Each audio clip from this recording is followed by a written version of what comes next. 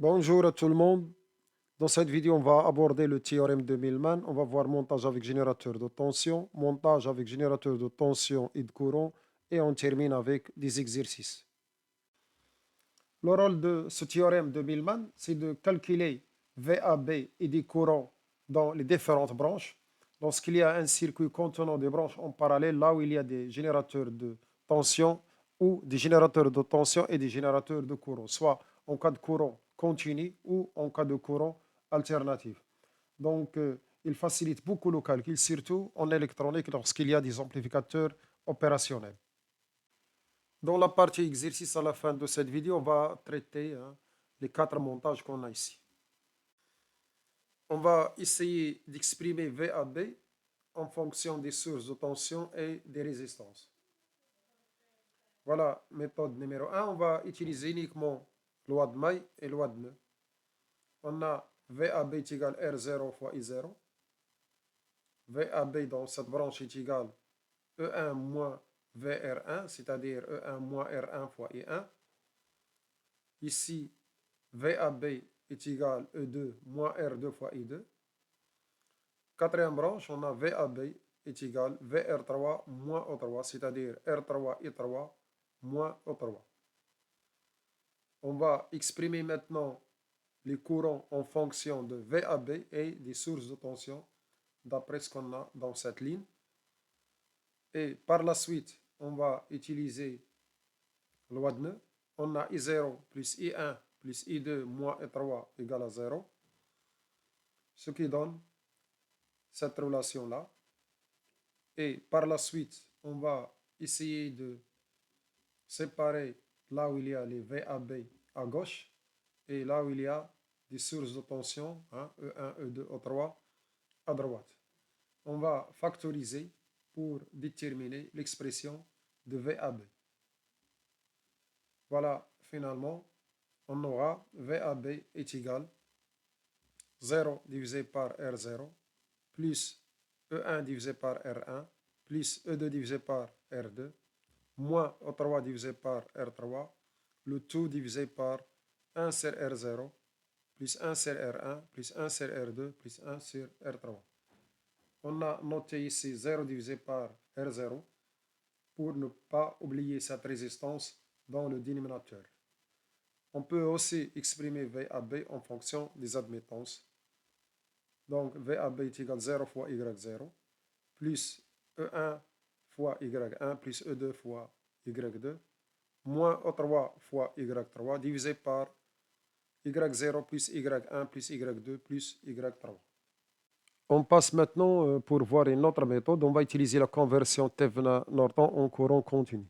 Je vous rappelle que j'ai déjà publié le théorème de Thevenin, le théorème de Norton et l'équivalence entre Thevenin et Norton dans des vidéos spéciales pour ces effets. Donc voilà, ici on a un générateur de tension en série avec une résistance. On va remplacer cette branche par générateur de courant en parallèle avec une résistance.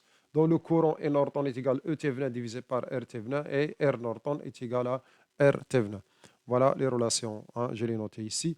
On peut utiliser cette méthode dans le cas de courant alternatif.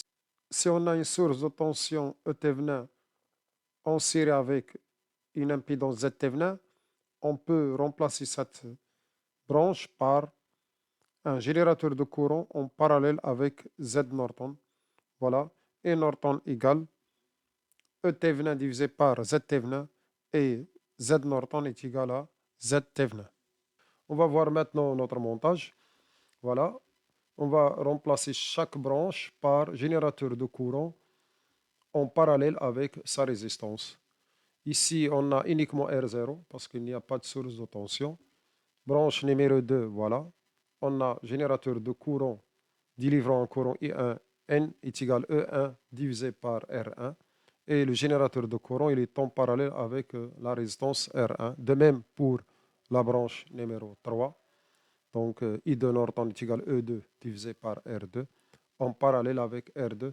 Sauf ici, on a E3N, il se dirige vers le bas parce que E3, il se dirige aussi vers le bas. Donc, c'est E3N est égal à E3R3 en parallèle avec R3. Vous remarquez que E1, E2 se dirigent vers le haut. Donc voilà, I1N et I2N se dirigent vers le haut. Par contre, E3 vers le bas, donc I3N c'est vers le bas. Qu'est-ce qu'on remarque ici? On a R0 parallèle avec R1, parallèle avec R2, parallèle avec R3. Donc on peut remplacer les 4 résistances par une seule. R total Norton est égal R0 parallèle avec R1, parallèle avec R2, parallèle avec R3. Pour ce qui concerne le courant I total N est égal à E1 sur R1 plus E2 sur R2 moins O3 divisé par R3.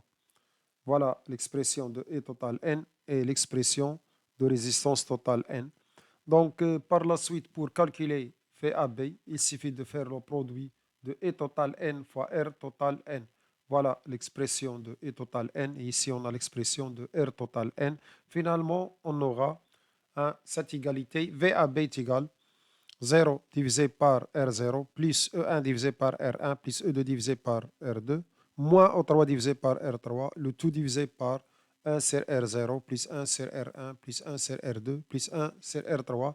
Donc, cette expression de VAB, elle est identique à celle qu'on a déjà trouvée avec la méthode numéro 1.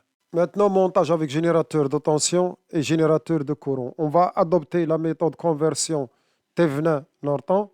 On aura ce montage-là. On va le simplifier encore. Donc, on aura E Norton total est égal E1 sur R1 plus E2 sur R2 moins E3 sur R3 moins E4 plus E5. Et la résistance totale Norton égale R1 parallèle avec R2 parallèle avec R3. Donc, cette méthode c'est déjà utilisée. Donc, finalement, on peut calculer VAB est égal E total Norton fois R total Norton. Donc, on aura cette expression de VAB. Voilà, finalement, on aura VAB égale E1 divisé par R1 plus E2 divisé par R2 moins O3 divisé par R3 moins I4 plus I5. Le tout divisé par 1 sur R1 plus 1 sur R2 plus 1 sur R3. Comme on peut utiliser les admettances, VAB est égal E1 fois Y1 plus E2 fois Y2 moins E3 fois Y3 moins I4 plus I5. Le tout divisé par Y1 plus Y2 plus Y3. Donc, on peut apprendre facilement ce théorème de Millman appliqué à ce montage afin de l'utiliser pour résoudre les exercices. On va essayer de généraliser ce théorème de Millman. Donc, je vous rappelle qu'il s'applique pour des circuits contenant des branches en parallèle, là où il y a des générateurs de tension ou des générateurs de tension et de courant, dans le cas de courant alternatif et aussi dans le cas de courant continu. Donc, voilà, en cas de courant continu, si on a uniquement des sources de tension, on aura VAB est égal somme de alpha I fois EI divisé par RI, le tout divisé par somme de 1 sur RI avec alpha I, il dépend de sens de EI, donc il est égal à plus ou moins 1. S'il y a des générateurs de courant, on doit les ajouter. Donc, on aura VAB est égal somme de alpha I fois EI divisé par RI plus somme de bêta indice J fois I indice J, le tout divisé par somme de 1 sur RI. De même, bêta indice J dépend de sens de générateur de courant est égal à plus ou moins 1. En cas de courant alternatif, si on a des montages avec des impidances, donc on va écrire VAB est égal somme de alpha I EI divisé par ZI, le tout divisé par somme de 1 sur ZI. Souvent, en montage électronique, on rencontre ce type de calcul. Donc, on aura besoin de calculer VNM avec théorème de Millman. Donc, VNM égale V1 divisé par Z1 plus V2 divisé par Z2 plus V3 divisé par Z3 plus V4 divisé par Z4, le tout divisé par 1 sur Z1 plus 1 sur Z2 plus 1 sur Z3 plus 1 sur Z4. On passe maintenant à la partie exercice. Exercice numéro 1, voilà le montage avec les données. Calculer VAB, calculer le courant I1 et par la suite on va calculer le courant I4. Voilà, on va appliquer le théorème de Millman.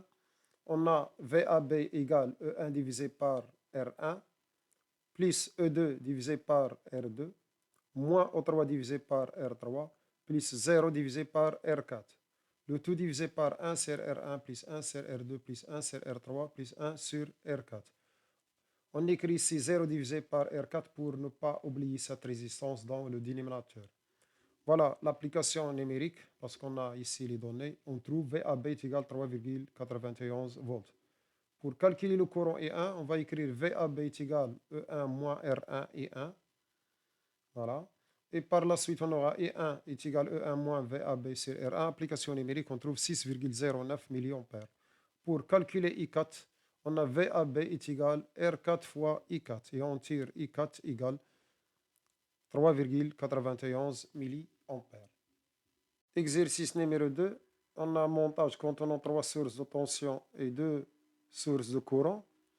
Calculer VAB.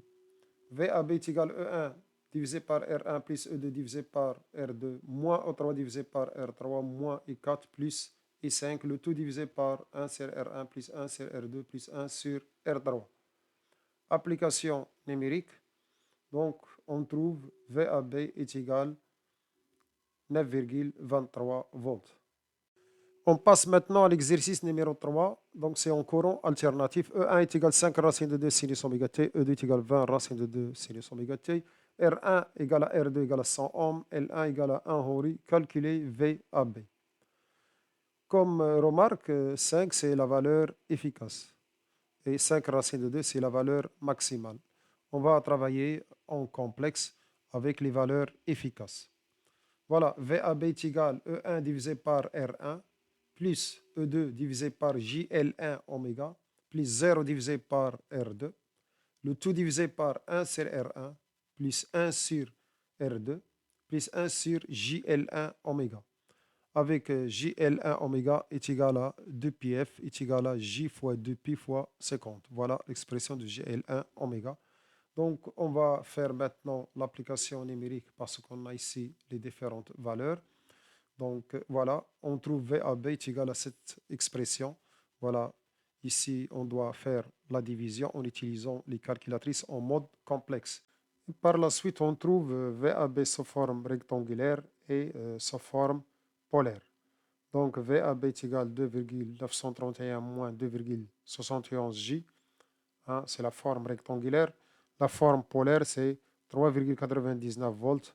L'argument, c'est moins 42,79 degrés. Exercice numéro 4, c'est aussi en courant alternatif. On a E1 est égal à 10 racines de 2 sinus oméga t, E2 est égal à 20 racines de 2 sinus oméga t, la fréquence 50 Hz.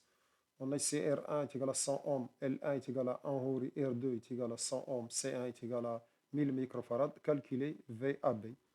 Donc VAB est égal à E1 divisé par R1 plus E2 divisé par ZL1 plus 0 divisé par R2 plus 0 divisé par ZC1, le tout divisé par 1 sur R1 plus 1 sur ZL1 plus 1 sur R2 plus 1 sur ZC1 avec ZL1 est égal à JL1 oméga et ZC1 est égal à 1 sur JC1 oméga. Oméga est égal à 2πf et la fréquence est 50 Hz.